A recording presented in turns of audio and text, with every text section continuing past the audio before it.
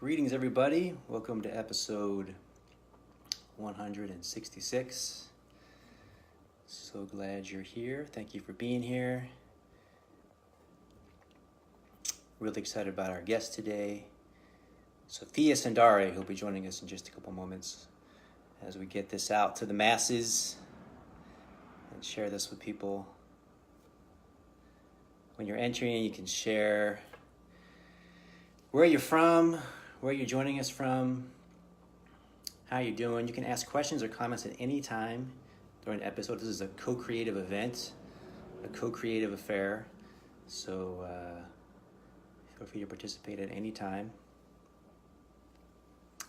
And this goes out live on Facebook. It's also available after it's live on YouTube, on Apple Podcasts, on SoundCloud, amongst a bunch of other places. So there's links there to join and subscribe and listen to all the podcasts there anytime. Welcome, Sofia. So really grateful and appreciative to have Sofia joining us today. Let's bring her on.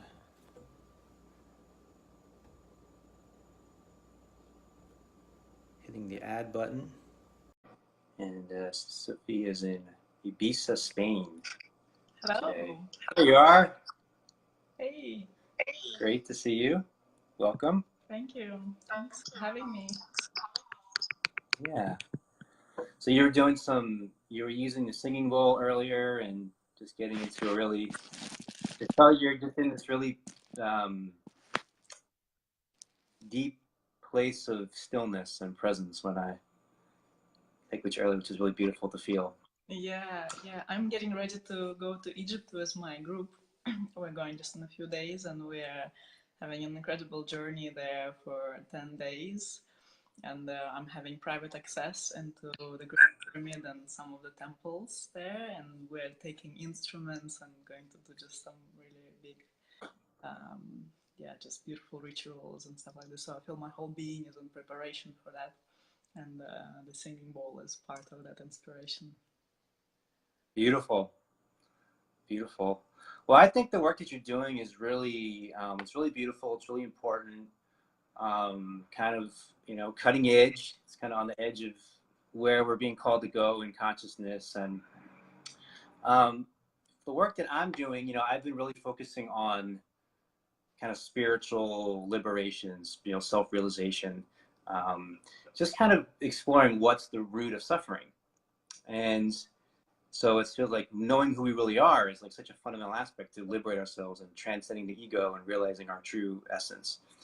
And then it's like I've been like connecting with different people and my own personal journey, of course, as well, but connecting with different people and seeing where people at, like more and more and more, I feel like this sexual liberation is, look, it's right there too, is like how important it is to liberate people from suffering. There's just so much shame, so much guilt, so much kind of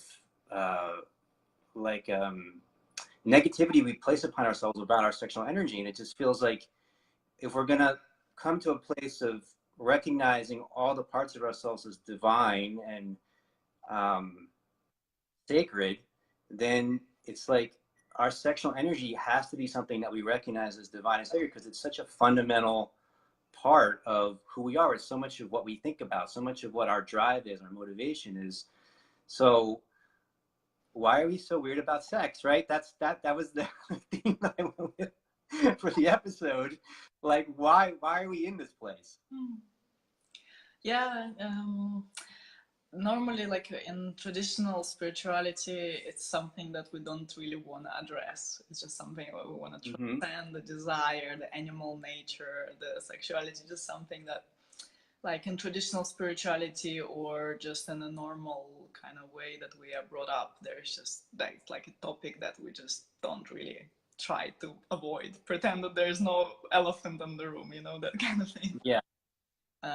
No, much of my work, I mean, I'm a Tantra teacher, but what the piece of my work that stands out more is the sexuality piece, because it's just part of it, actually.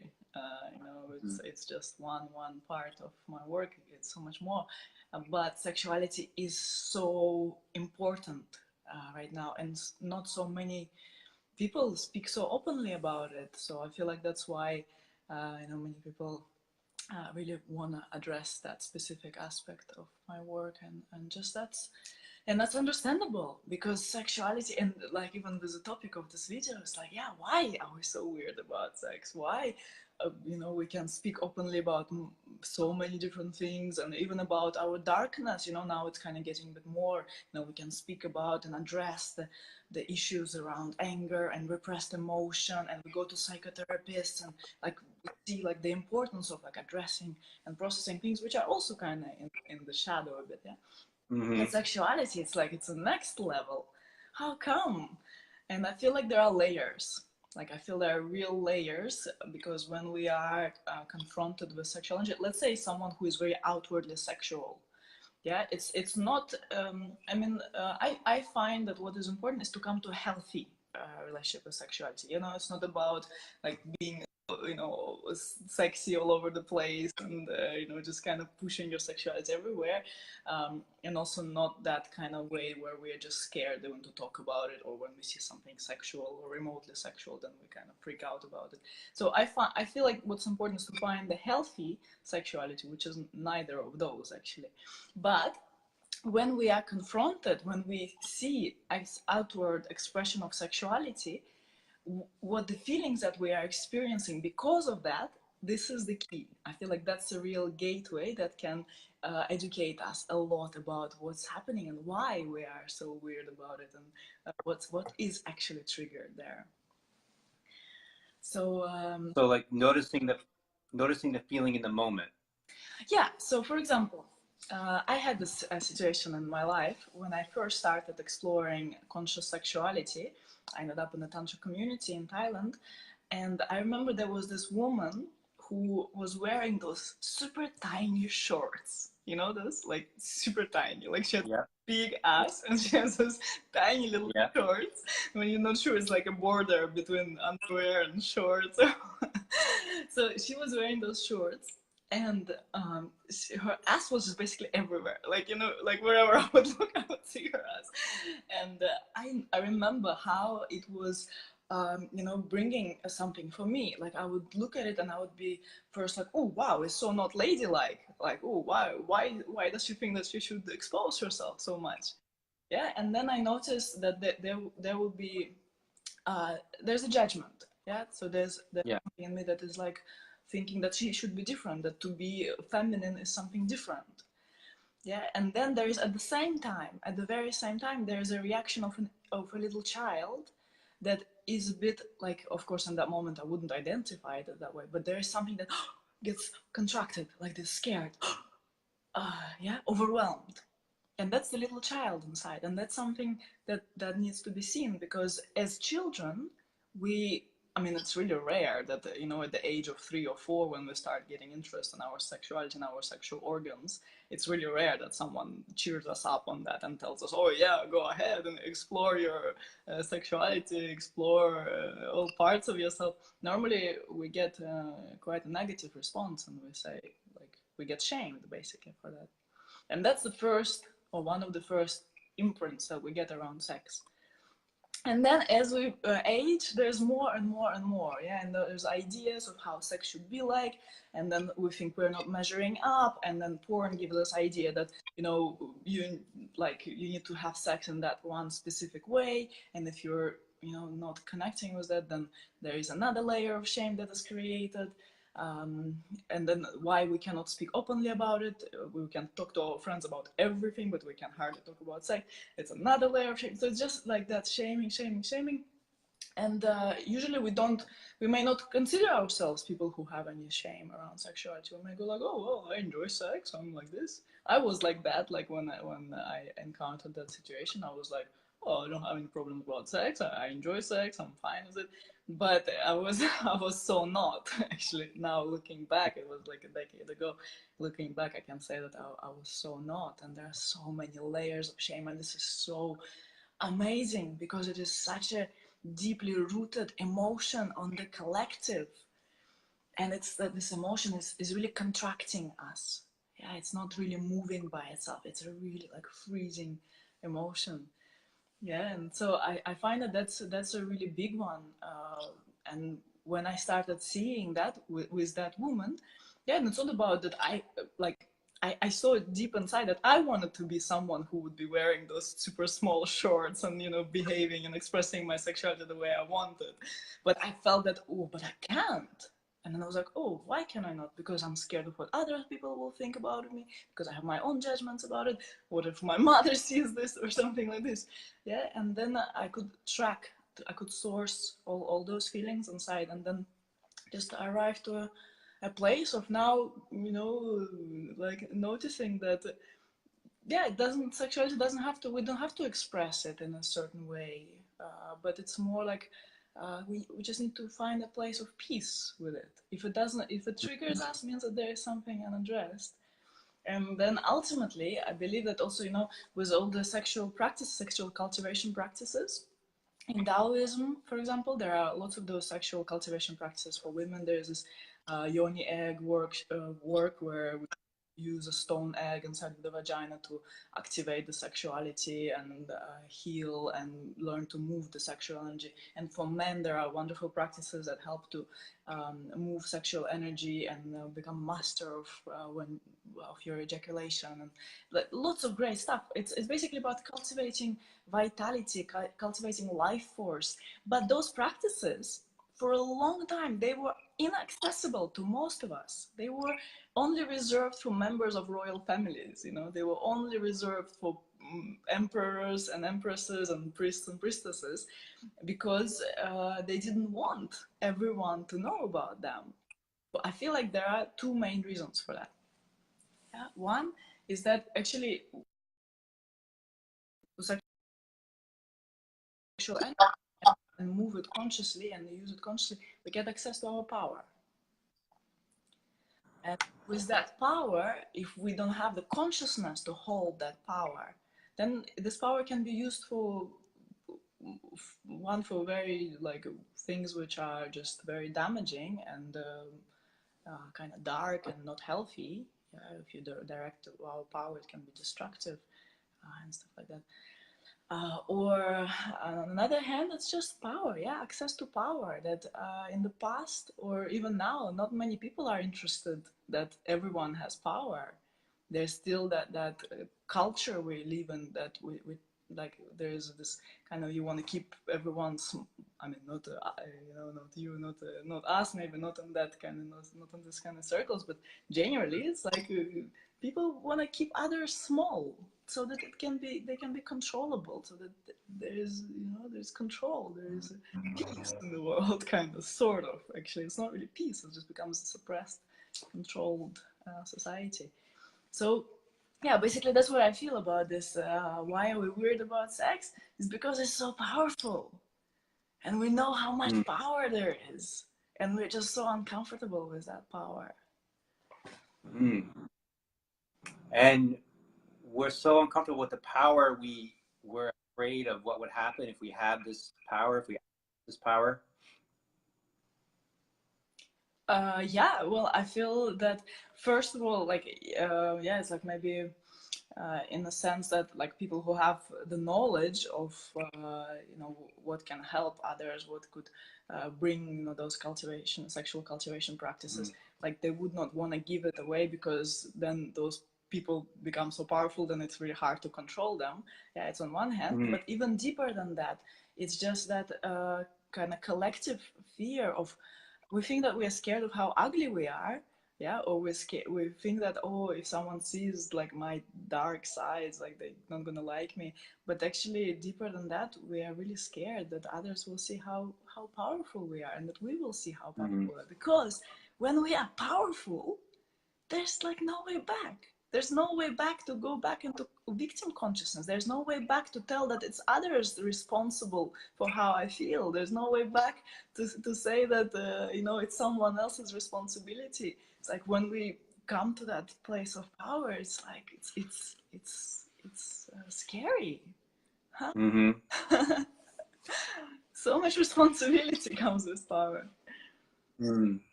It feels like there's two important distinctions that you're making, which is power and control. And we think of we may think of power and control as similar or kind of the same, but they're actually not the same at all, right? So control is actually coming from a lack of power. I'm trying to control you. I'm trying to control the situation. I'm trying to control what I feel. I'm trying to control my thought. All this control is like a lack of power. And this real power, it feels like you're talking about, which is an authentic power that comes through in the moment, is, you could say it's kind of wild, right? I mean, it's beyond control. I mean, it's when you're present, you can certainly channel it. You can do things with it through being conscious, but it seems like it's different than control. Like control is like, I'm trying to somehow, kind of narrow this. I'm trying to constrict this. I'm trying to constrict this energy.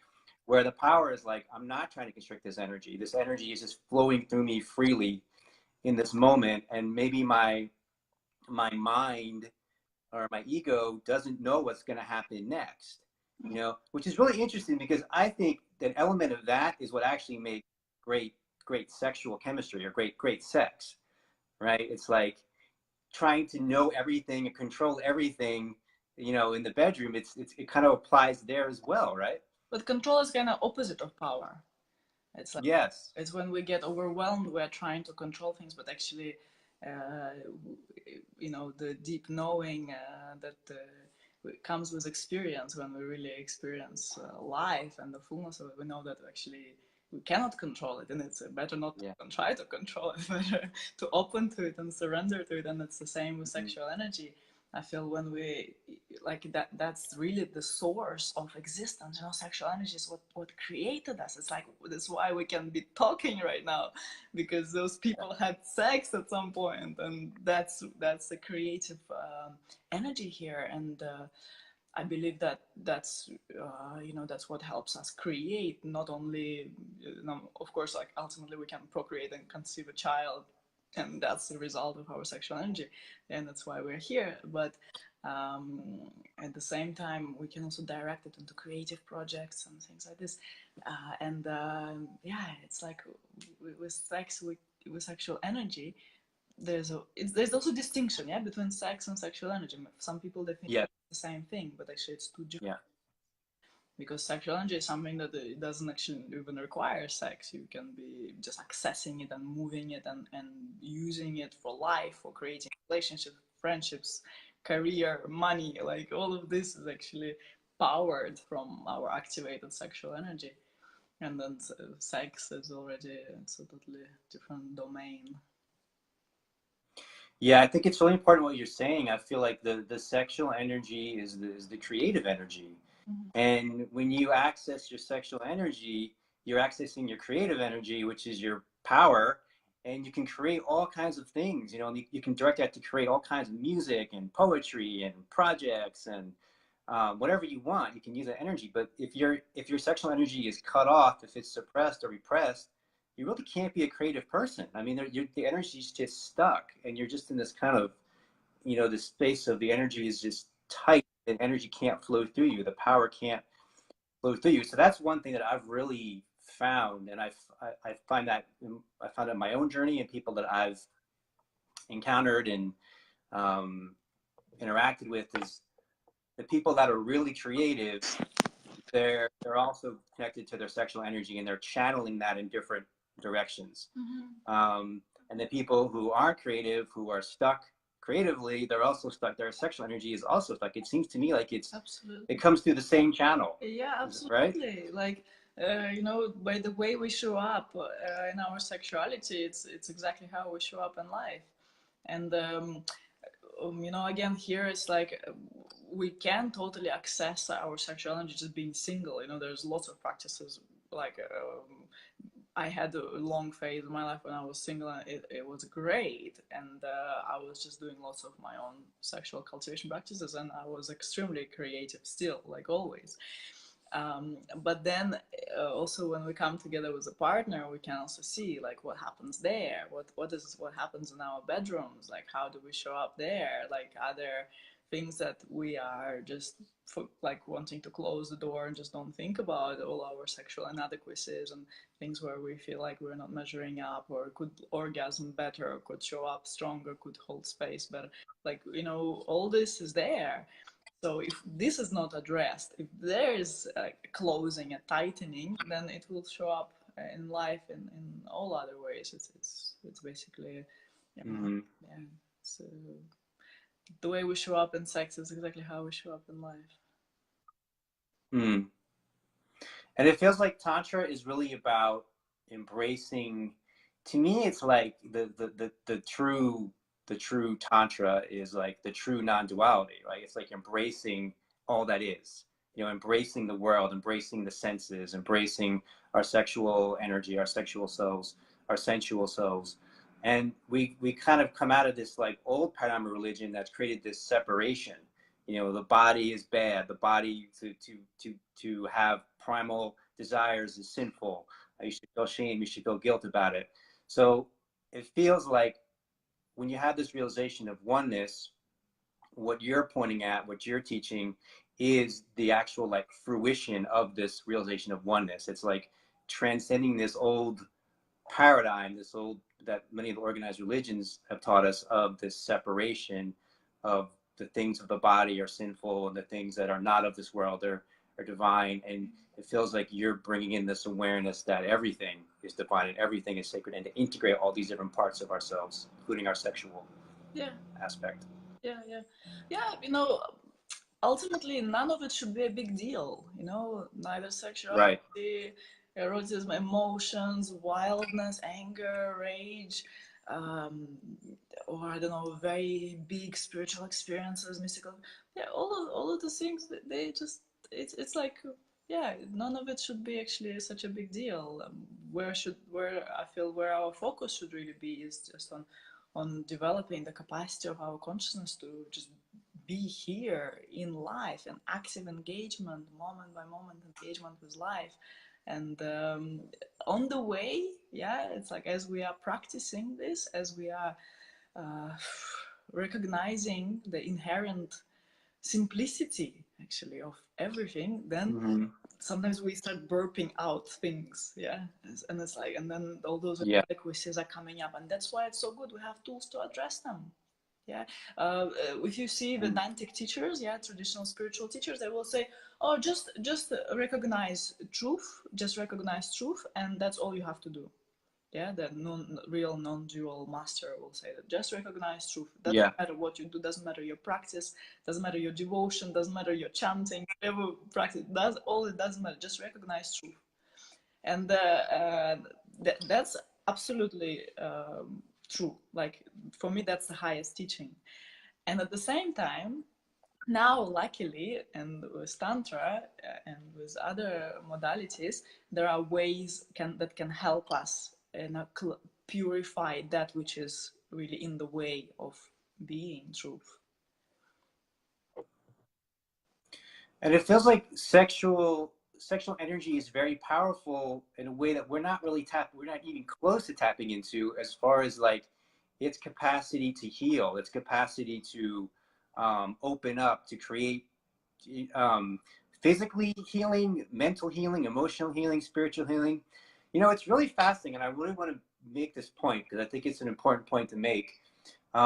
We're in an era now where people are being really liberated to talk about the sexual traumas they've had and the sexual abuses that they've had, and it's becoming more and more prevalent. You know, you see these stories all over social media, which is good that people are having a chance to express themselves in this way.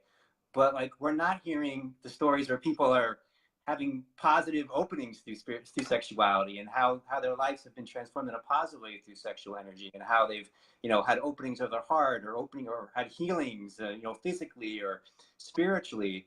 And it seems like there's so much potential there that we're not talking about and we're not accessing. And I feel like you have something wisdom to share about this. Yes, I wrote a book about it. Great, fantastic. Yeah.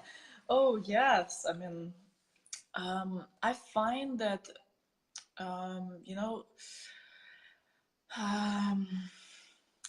just it's such a portal. like going there, you know, as you know, already we kind of, you know, hopefully people can actually stay with us through all this, because it's quite potent what we were just discussing. It's like that power, that innate power of sexuality. Yeah, once we understand this, that this is the power, the creative force that created this whole existence, that creative power of the universe. And when we are going there consciously into that force, into that power, I mean, it's obvious that it can unlock some gates and open some portals for us, which otherwise would take maybe way longer to go.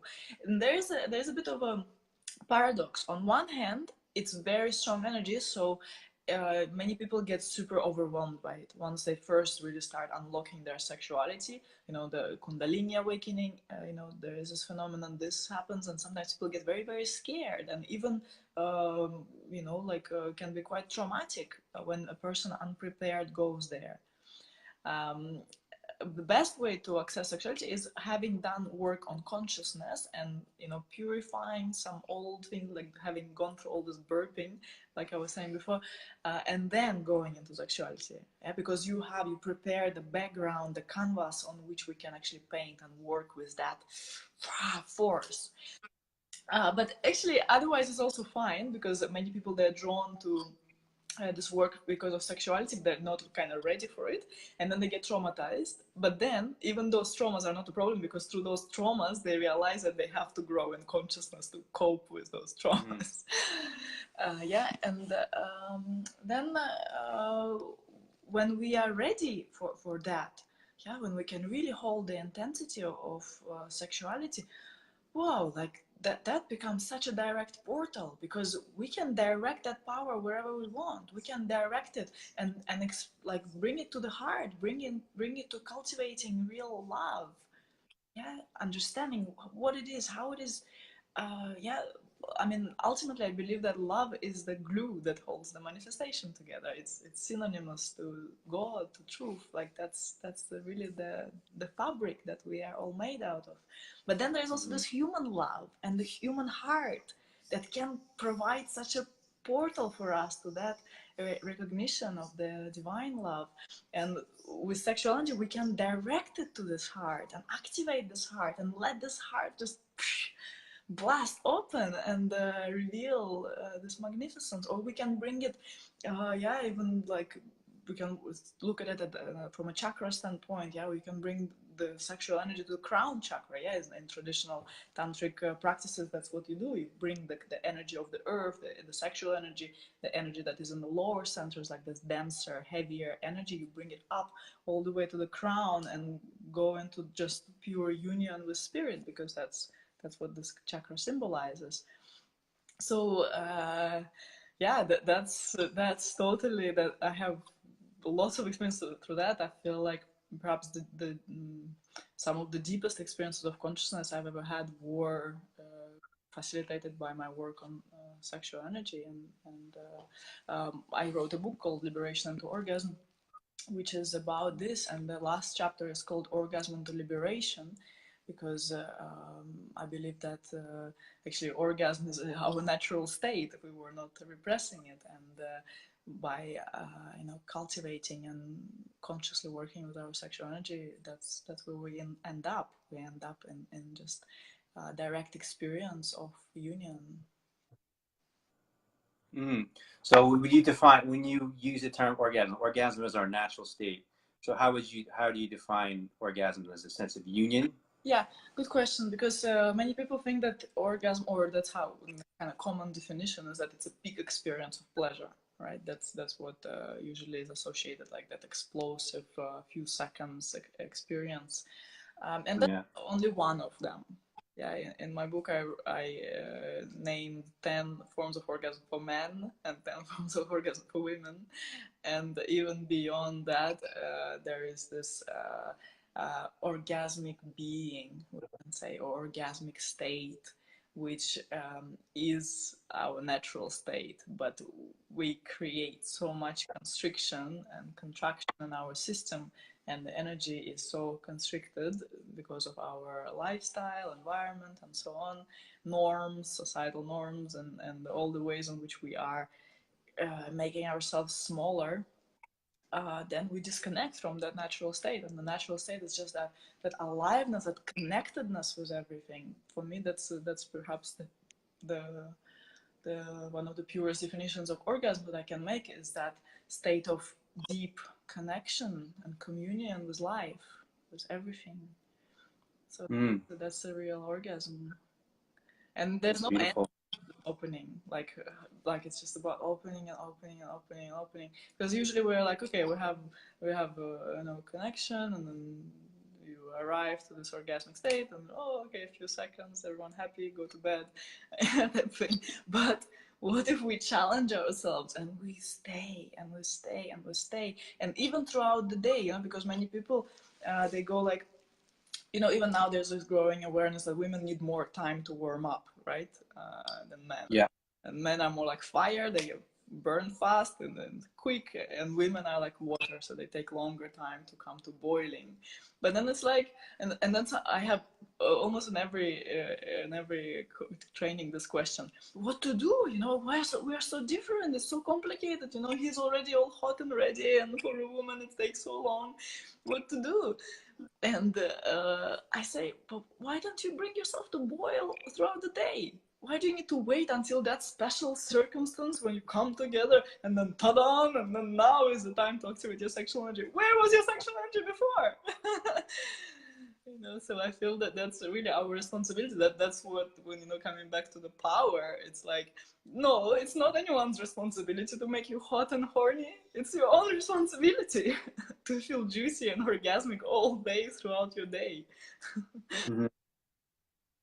Yeah, I think it's an important point you're making, that like this is something that's not just when you're having sex. Like this is a conscious that you can have throughout the day. You can move throughout. If you're walking down the street, if you're in the grocery store, you can be in this energy of empowered union, right, with life, with the moment.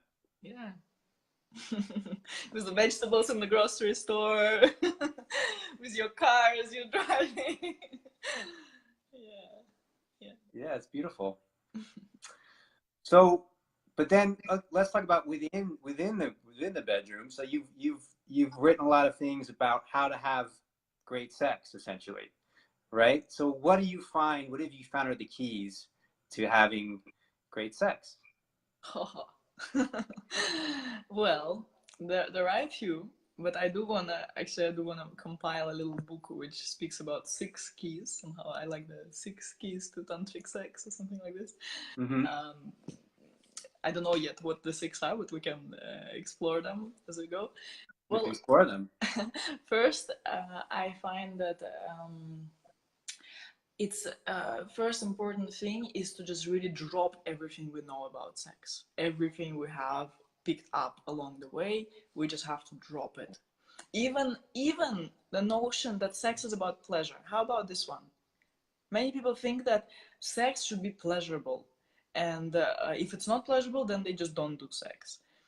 But what if we drop even this?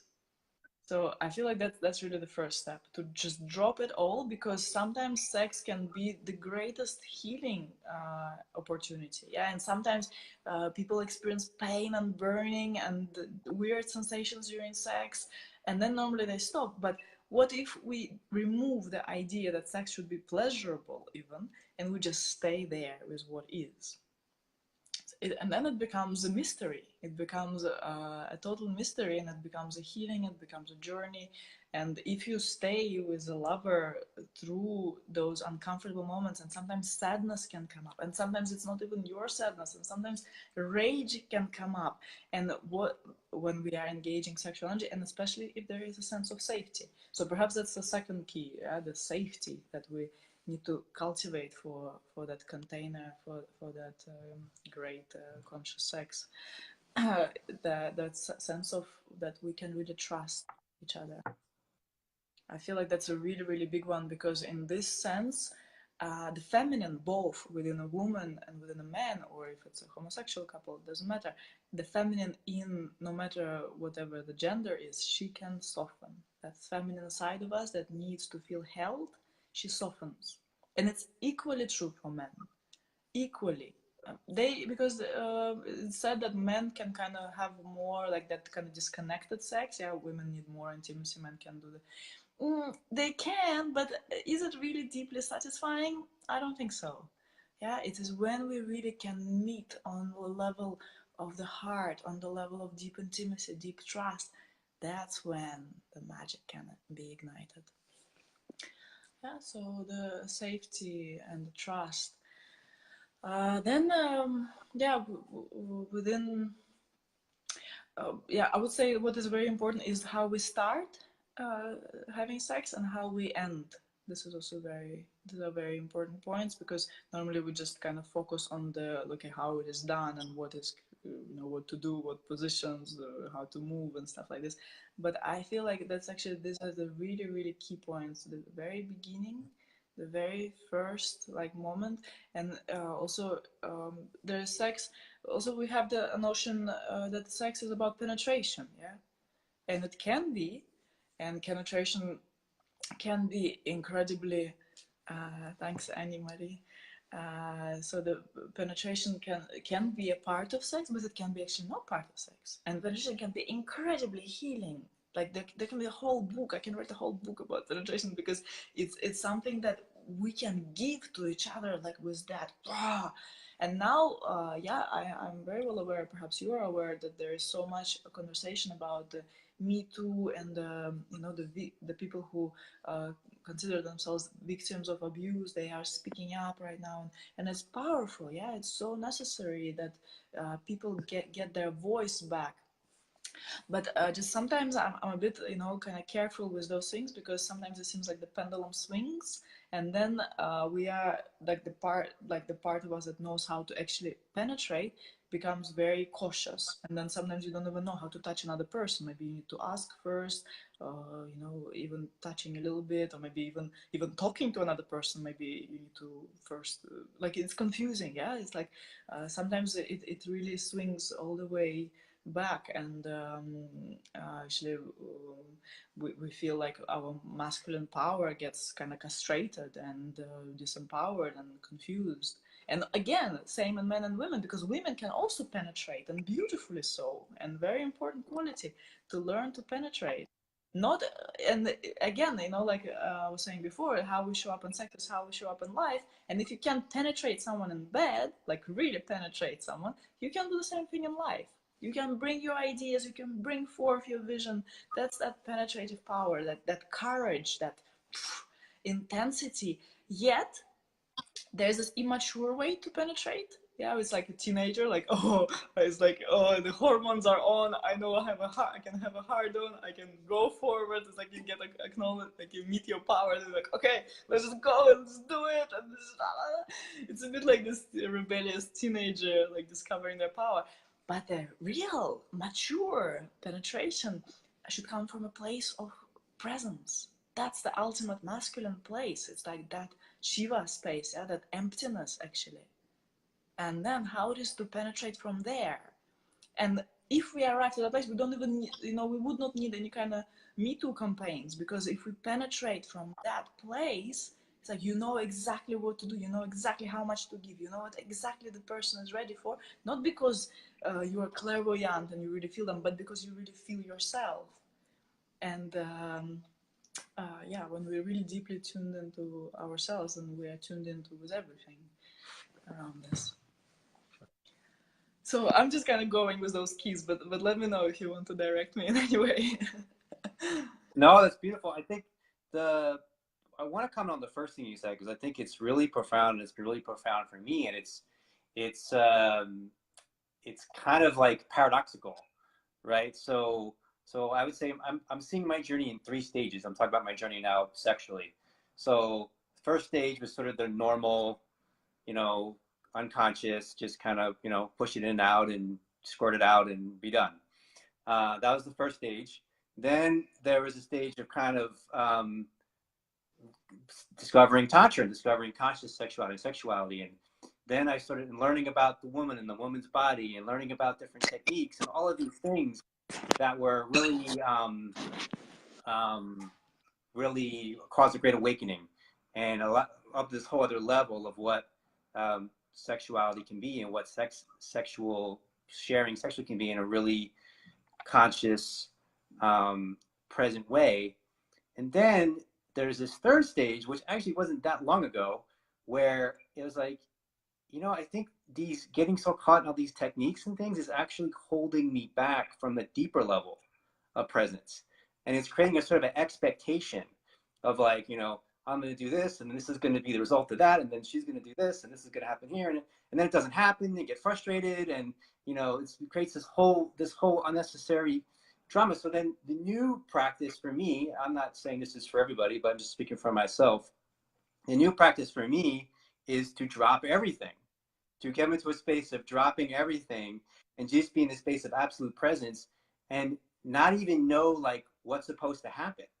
But it doesn't mean you forgot these techniques. You still have that in your knowledge. It's kind of like a toolbox. You can still access it. It's still there, but you don't have the rigid expectation that's there anymore. And it feels like it allows for this deeper place of presence and union with another, or even with yourself, but with your lover, or, you know, when you're in this space, it allows this kind of magic and this mystery and this presence to open together. So I think that's really beautiful that you said that first, and that's what I've been exploring. Yeah. And I think it may be particularly challenging for people that have really been on the tantric path for a long time, that have studied a lot of different things and a lot of different ideas about the way, you know, sacred sex is supposed to be. So like, it seems like there's a paradox there, right? Of like having an awareness of yourself and your partner, and also at the same time holding it really loosely and like kind of like letting go of it. Mm-hmm. Yeah, beautiful. I feel that it's exactly that. It's like the three stages also. I always have three stages, whatever I'm talking about. So I totally resonate with this as well. Like first, you know, kind of even getting awareness that, oh wow, sex can actually be different to what I always thought sex is, and then discovering all the techniques, and then even dropping the techniques and just surrendering to the mystery, because that's the most profound thing to do. Yeah, and actually we only need the techniques to come to that place where we drop them. Yeah, it's like it's like you have a switch, you know. It's like when you to turn on the light in the room, you press on the switch, and then you don't need to hold on to the switch anymore. The light is on. And then that's where the magic begins. And I also like yeah, even in kind of my beginners courses, I don't emphasize so much the technique with students, because it's very easy to get lost in the technique. It's like, oh, but it's not, it's supposed to be like this, or you breathe up like this, or you breathe down like this, and you know, like all these little things. Where exactly is this place? Where exactly is this chakra? It's like, this doesn't matter. What matters is your experience. And yeah, surrender, actually. Surrender is the most profound practice, even if we can call it. And sometimes you can surrender to another person, and it looks like you surrender to another person, but in fact you never surrender to another person. It's actually not even beneficial to surrender to another person, because the person is unstable and temporary, and you know, and shaky. And I mean, even if they can provide a sense of safety and stuff, it's great, and we can cultivate it. But what is much more important is that the person can become, you can surrender to the divine within that person. Yeah, and just genuinely, like the ultimate, the big surrender is the surrender to the divine, and knowing that surrender may mean that you are actually doing something very actively, yeah, or may mean that you are in a totally receptive space. But that's that kind of moment by moment practice of just feeling like, okay, where is my edge of surrender here? How can I surrender here? Beautiful. Gosh, there's a few different directions that there's like so many different things I want to ask you, but I think I want to ask you about something that's been a lot of the conversation I've been around, which is relationship style. Like, you know, people talk about monogamy and polyamory. For those who don't know, monogamy, sex with one person; polyamory, sexual relationship with more than one person at the same time. What is your view on that? Do you have a take on that? Do you have a perspective? Yeah, I do, and I totally rebel against all of this. Perfect. Because I feel that as soon as we label something, it's a bit like with practices we were just talking about. You know, as soon as we create something, you're like, oh, I came up with this new thing. This is gonna be my thing. We are trapped. Totally. So as long as we have those ideas, like, okay, this is my monogamous relationship, it's gonna be like this. We have those kind of rules. We have those kind of agreements. Again, good for cultivation of safety. Communication, yeah, I feel like that should be the relationship, that the communication, like we have a relationship of like no, monogamy, polyamory, what is this, communicagony. Like I feel like that should be the relationship. And even more important, the relationship style that I really, the only one that I really trust in is the theogamy, you know, from theos, God, where I am in a relationship with God, and that's the most important relationship. And then how we are meeting in our container, that, like, yeah, it can, like, if people like those to label things, they can, yeah, no problem about this. But I believe that what is most important is that we just stay really, really honest and really, really truthful in the connection with the divine, first of all, and how the divine is guiding us, and where is the true opening, where is the true edge. Yeah, and for some people the true edge is just being totally devoted and committed to being sexual and sensual in all ways, just with one person for many, many years, maybe for all their life. Yeah, but very often it becomes just a safe container. It becomes a safe container not to get out of comfort zone. Yeah, many people create that comfort zone in the relationship, and then they just stay there, and then they cultivate their resentments within that relationship, and then it all at some point either just stays like this and then just silently resentful, you know, or it blows up at some point and then the relationship ends there usually. Yeah, or same with polyamory. It's like sometimes people are so identified that they are meant to be polyamorous, and then it's not even making them neither happy nor fulfilled nor joyful, and they stay with it and stay with it because that's their, like, yeah, I feel, you know, wherever we create identities and hooks, it's just not serving us. Yeah, yeah, just that commitment to truth and to using the relationship as the portal to truth, as everything. Yeah, but the relationship can be profound because what we can create in a relationship is that energetic opening, where if you really feel a lot of trust and safety with one person, then the energy body really, really opens. It's the same with healers, actually. When you really trust a healer, your energy gonna open to them, and then their healing is gonna work way deeper. And the same with a person. It's like if you really, really trust one person deeply, it's so profound. Like this degree of opening, the degree how you can let yourself be held. It's nothing but the divine holding. But it takes that, yeah, in a container, in a safe container, we can really provide that for each other, and this is magnificent. And then within that, like with honesty, with truthfulness, with communication, and just transparency, and not shaming each other for even the subtle ways, you know, because many people shame each other, and because of our own unprocessed shame, that's the only reason why we would shame someone, or be scared to reveal the true desires and kind of hold it back and stuff like this. That's, yeah, it's just these are secondary things. Yeah, I feel how exactly it plays out, how exactly our love plays out. It's kind of secondary. Like it's good to explore, but it's kind of secondary. What is first is the commitment to truth. Commitment to truth and theogamy. I love that.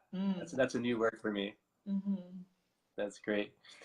How about kind of sexual role playing, like maybe submissive dominant role playing, or kind of the BDSM sort of realm, do you find that there's value in that, that opens up particular things in people potentially that has value? Yeah, totally.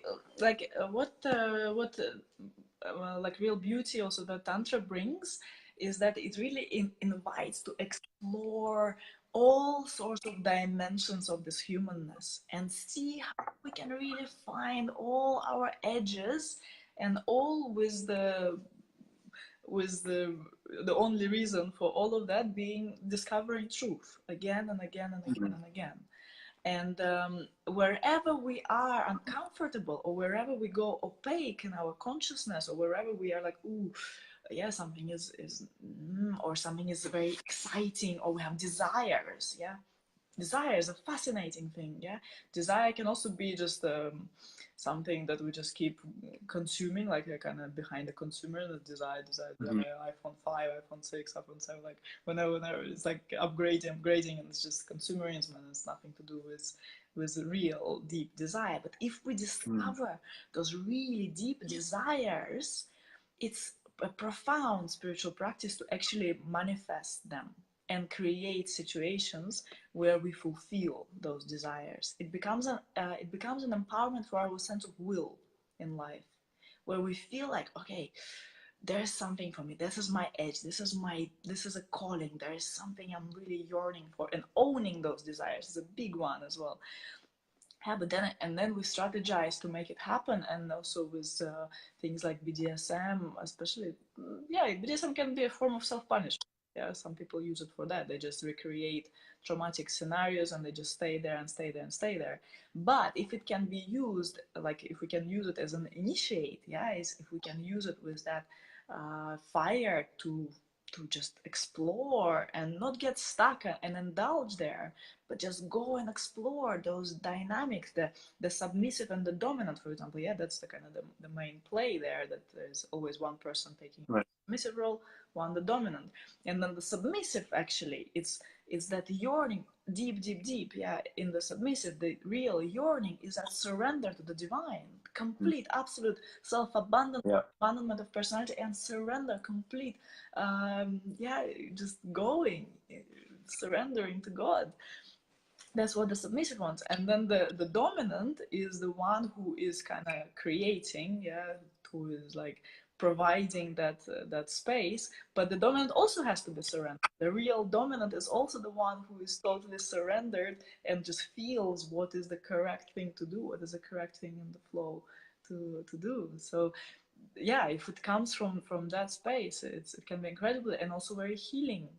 Yeah, sometimes people like through that safe environment, yeah, if there is a safety, then people by re-experiencing something that really hurt them in the past, or their fantasy, or something that they've been really ashamed of. You know, some of the things that I know people do is, for example, like the I don't know if we can go there. Hopefully we can. Yeah, we're quite open here. But go for it.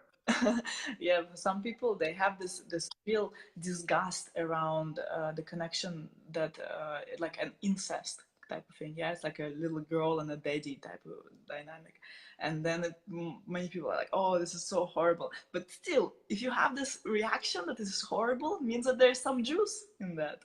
And then in the BDSM's environment, it's possible to actually enact that and see what kind of charge is there, and if there is a desire, if there's pleasure in that. But it can be enacted without, you know, doing any kind of things that you don't like, or you judge, or you don't want to do, but you can play it out, and that releases a lot of charge and pressure from somewhere. Yeah, I think what you're saying is really important, and it's I think that people that consider themselves spiritual, you know, there's this tendency to kind of go into this sort of, you know, sexually has to be soft and delicate, and has to be very, you know, what's considered spiritual. And I think I think that there's a whole, what I found is like what we're talking about here, there's this level of profound healing and opening and self-discovery and surrender to the divine. If you use it in that way, it's all about breaking free of I think what we talked about first, like power versus control, right? So this one, we're in the state we're trying to control things, and the ego wants to control. But when you get into the depths of sexual ecstasy, you can't control anymore, you know, and you surrender, and ultimately what you want is to surrender, right? We want to be in a state of surrendered presence. And I think some of these explorations sexually, and also of course what we consider shadow, we consider dark, you know, to bring light to all these different areas. So it feels like the more that we awaken, our sexuality becomes more playful. You know, we can play all these different archetypes together and discover all these different parts of ourselves together. So yeah, I think it's beautiful what you're saying. If anybody has any questions or comments, feel free to share. Thanks everybody who's been tuning in and sharing different comments so far. And how about you tell us some things that you're excited about as far as projects and what you have going on, Sophia? Oh, so much. I just onboarded the whole team. So I have a whole team that I just hired, which is super, super exciting. And just because of them, I really took a really close look at all the projects I have. And I think I have like 20 projects, which is amazing. But it's just, they just unfold really. It's just all of this creativity and the things that are just taking place. I just want to be birthed in this manifest reality. And yeah, I have many. So as I mentioned in the beginning, like now, just in a couple of days on Sunday, I'm going to Egypt to be there with my beautiful group of people who've been journeying with me for a year or 2 years, and then now we're going to do this great work of the soul. The training is called, and just yeah, very deep work in Egypt. Then I have an online course, a new online course that is coming up. It's all about a conscious way of self-pleasuring. It's called Pleasure as Prayer, and I haven't announced announced this course anywhere yet, but it's really like it's ready to be popped.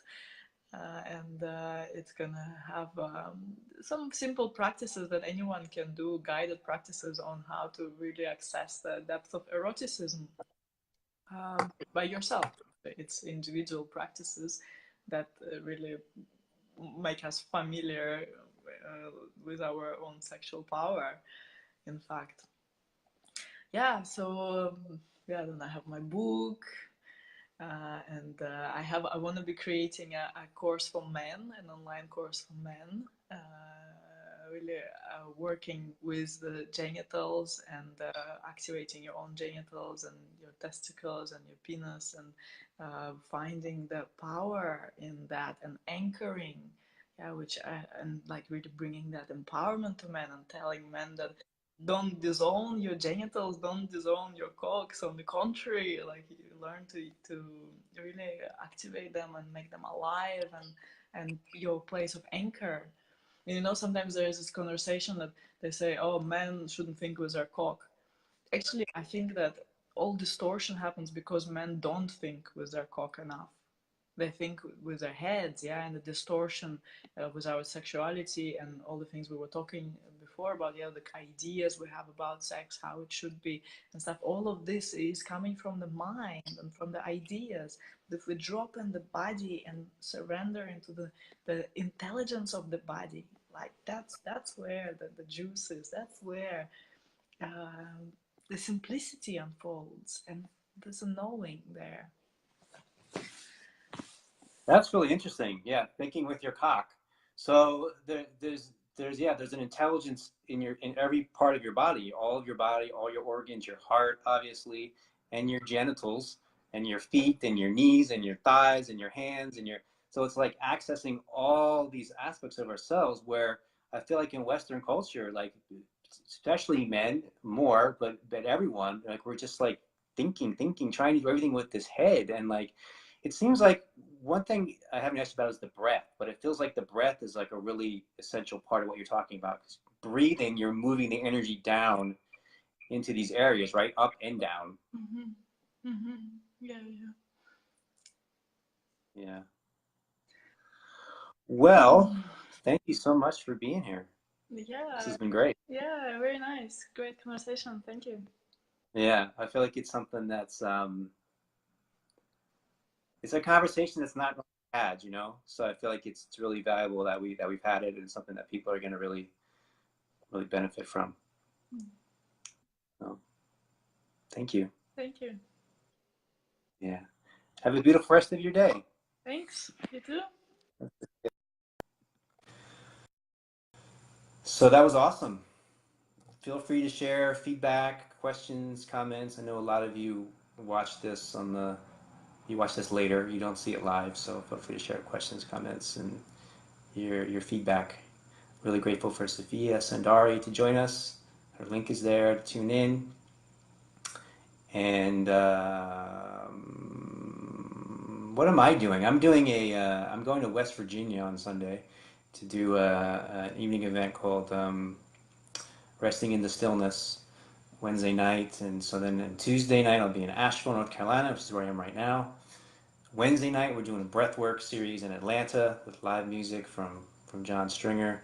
We've got a bunch of awesome retreats we're putting up, including in Italy, in Thailand, in Florida. So check the link to tune in to what's happening there with me. Thanks, Sarah. I really appreciate that. Really appreciate your feedback. And personal sessions, if you want to tune in with a personal session with me, just write me, and I can discuss that with you if that's a good fit for you, and how to set that up. So personal sessions. And I'm loving this podcast series. I think we're like really breaking new ground here, which is really what this is supposed to be about. You know, thanks, Peter. It's supposed to be about, I want to like be exploring the edge of consciousness, you know, kind of the edges of consciousness, and more like asking questions that people aren't normally asking, and getting answers that people aren't normally getting, you know? Like who knew for a man it was important to think with your cock instead of your head? I bet most of you didn't know that, right? So now you have this awareness, like, oh, I can think with my cock, you know, and I can like inform by the intelligence of my cock and not just my head. It's like these ways that we have of seeing things. It's like every way that we look at something, there's the opposite way to look at it, right? So it's like you start to be both and. So I find my intelligence, my consciousness just expands outward, and it's embrace and include, embrace and include, embrace and include. So all these parts of you that you think are bad, are supposed to be disconnected. Thanks, Paul. Thanks for being here. You start to integrate. You start to integrate and include all these elements, all these components of yourself, all these parts of yourself. So that's kind of what this journey, this podcast is about. And you can tune in from Facebook Live. You can subscribe on Apple Podcasts. You can subscribe on YouTube. You can subscribe on SoundCloud. You can tune in all these different places and catch what's happening here. And it's Friday afternoon, and I wish you all a great weekend. And see you in the next now.